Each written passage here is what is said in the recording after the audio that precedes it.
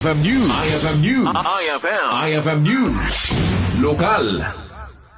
Maragsakan ni Mr. Janiel Mangurit, presidente ni Bad Boys Riders Club, Babae Anti-Force Multipliers, Peacekeeper Riders of Ilocos Norte Incorporated, ang nakaedad namanen, iti tulong iti ubing adda iti sagubanit na, iti Dingras Ilocos Norte. Kuna ni Mr. Mangurit ang nalagaan na iti makatulong iti sabali, ket dito'y talo atawen nga bubrae na iti kasto nga outreach program.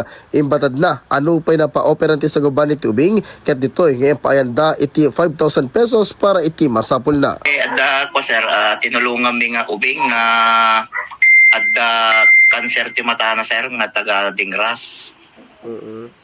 So, kasanot pa ka istorya na dati, sir?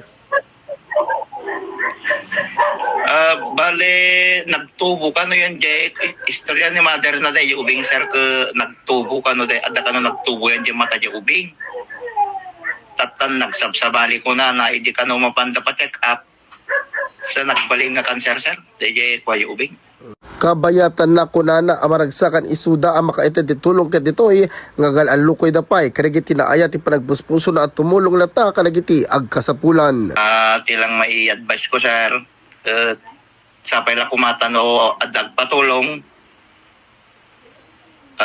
handa kami nga tumulong kadagiti ko sir kadagiti kayat natin patulong kastamat nga di kita kayat tumulong sir.